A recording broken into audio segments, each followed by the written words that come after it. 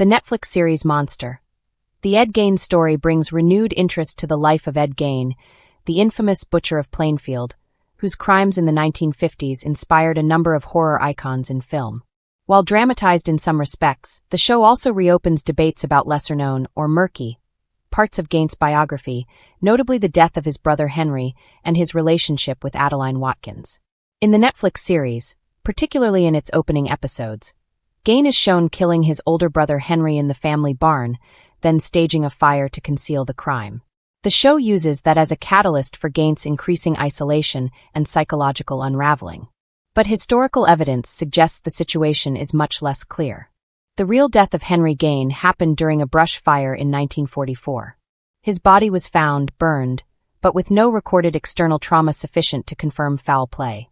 No autopsy was performed, and Ed never confessed to killing Henry. Because of the lack of forensic investigation and the brush fire context, authorities ruled Henry's death accidental, primarily due to asphyxiation. Some modern writers and researchers have noted suspicious bruising on Henry's skull and pointed out that Ed led officials to the site of the fire, raising questions. But without definitive proof, the claim remains speculative. So, the Netflix series takes creative license by depicting Henry's death as a deliberate murder, but historians generally consider that Gein's responsibility for it remains unproven. Netflix portrays Adeline Watkins as a girlfriend who shares Gein's fascination with death, and even helps draw him into darker obsessions. She is shown as significant in his life emotionally and psychologically. But real-life sources paint a much more ambiguous picture. In 1957, Watkins did tell a Minneapolis newspaper that she had a long relationship with Gein, claimed they went to movies together, and that he had once proposed. Shortly after, she recanted or downplayed those claims in a different local paper, stating the earlier interview was exaggerated, that she never called him sweet, and that she had had less contact with him than what was implied. According to multiple reports, Watkins said she never entered his house, and that their interactions were more limited than previously stated.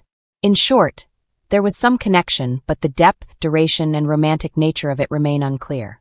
Netflix dramatizes the relationship, likely filling gaps with speculation for narrative impact.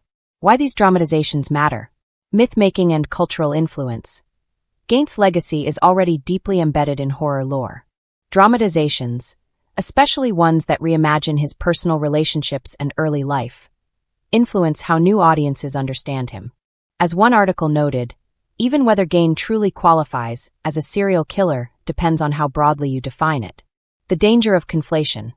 With limited records and many years past, fictional versions of events can easily become perceived as fact, especially when delivered in high-production shows, speeches, or marketing. The second point is psychological framing. By showing Henry's death as a murder and Adeline as emotionally involved, the series suggests early catalysts for Gein's descent. While compelling, that framing might oversimplify or distort real psychological, social, and historical context. The question, did Ed Gein kill his brother Henry, remains unresolved in historical records. There's no convincing evidence that he did, and the official ruling at the time was accidental death. The Netflix series, by contrast, presents a version where he does murder Henry, likely to provide dramatic motivation. Regarding Adeline Watkins, she truly existed and made claims about a long relationship with Gein, but later retracted or modified those claims. The full nature of their relationship is unclear. Dramatized versions should be treated cautiously, especially when they deviate from documented history. Ryan Murphy's Monster. The Ed Gein story has reignited fascination with one of America's most notorious and unsettling criminal cases.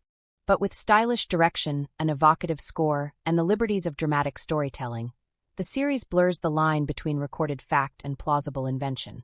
Two of the biggest flashpoints for viewers are the show's depiction of Ed Gein killing his brother Henry and the prominence it gives to Adeline Watkins, a woman portrayed as Gein's long-term girlfriend.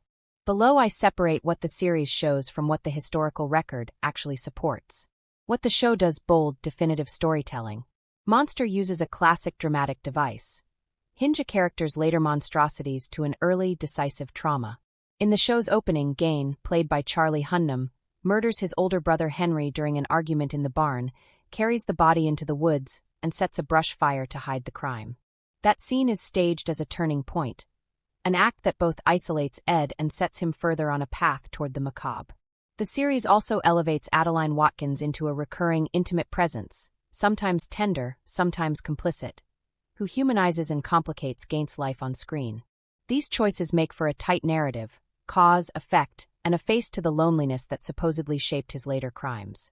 What the historical record says about Henry Gein's death. The truth is far murkier. Henry Gein died in 1944 in a brush fire. His body was found burned. Contemporary records do not support a clean murder confession or a clear forensic demonstration that Ed killed him. There was no autopsy that established homicidal trauma conclusively, and the death was ruled accidental at the time. Over decades, some writers and investigators have pointed to suspicious elements. Bruising noted on the skull in photos, anecdotal reports that Ed led authorities to the scene. But those clues are circumstantial, not definitive. In short, historians and primary records treat Henry's death as unresolved and not proven to be Ed Gein's deliberate killing. Why does that matter? Turning an ambiguous historical event into a decisive murder on screen simplifies ambiguity into motive. That's good storytelling economy, but it risks hardening speculation into received fact for viewers who won't dig into the archives. Adeline Watkins is a real person who gave interviews to newspapers in the immediate aftermath of Gein's 1957 arrest. In one widely distributed piece, she portrayed a decades-long intimacy. Movie dates, conversations, even a proposed marriage. That original interview seeded later retellings that suggested a deep romantic bond. But Watkins later pushed back, telling a local paper she had been misquoted and that their relationship was far less romantic and far shorter than the syndication implied. She insisted she never entered Gein's house and downplayed her connection once the horrific details of his activity made headlines. So there's documentary evidence both for an initial claim of intimacy and for an immediate retraction or modification. The historical reality therefore rests somewhere between she was a longtime girlfriend and she was an acquaintance who spoke to reporters. Netflix's series opts for the former, an extended, emotionally vivid relationship, because an on-screen human connection gives audiences a lens into Gein's private life. Again, that's a narrative decision. It's not definitive proof that the relationship existed as depicted. Beyond Henry and Watkins, some facts are less disputed. Ed Gein was arrested in 1957 after investigators discovered exhumed bodies and trophies made from human remains in his Plainfield, Wisconsin farmhouse. He admitted to grave robbery and was linked to the murders of Bernice Wardenz and Mary Hogan. He ultimately was declared legally insane and spent the rest of his life institutionalized. These core facts, grave robbery, the gruesome discoveries in his home, and his commitment to psychiatric institutions, are well documented. True crime dramatizations do more than entertain, they reshape cultural memory.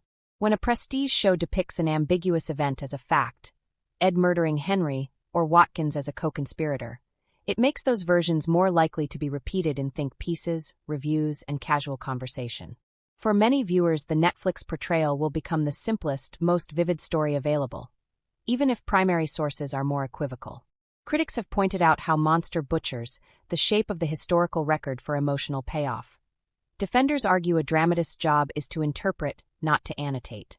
Either way, audiences must be aware that streaming narratives are interpretive recreations, not replacements for archival truth. If you enjoy Monster as a piece of dramatic filmmaking, watch it the same way you watch a biopic, with curiosity but healthy skepticism. Use the show as a springboard to primary reporting. Contemporary newspaper archives from 1957, encyclopedic entries, and reputable retrospectives by established outlets will give you a steadier sense of what's verifiable. Good starting points include Contemporary Journalism Compendia, Britannica's overview of Gein's life and institutionalization, and modern fact-checks and retrospectives that examine the Watkins interviews and Henry's death. Monster. The Ed Gein story is effective at making a fractured, decades-old case feel immediate and emotionally coherent. But that coherence comes from choices. The depiction of Henry's death as murder and the elevation of Adeline Watkins into a central romantic figure are narrative inventions or amplifications, not settled historical facts. For viewers who want to separate myth from record, the show is a provocative invitation to read further, not a substitute for the messy, uncertain facts that still surround parts of the Gein story.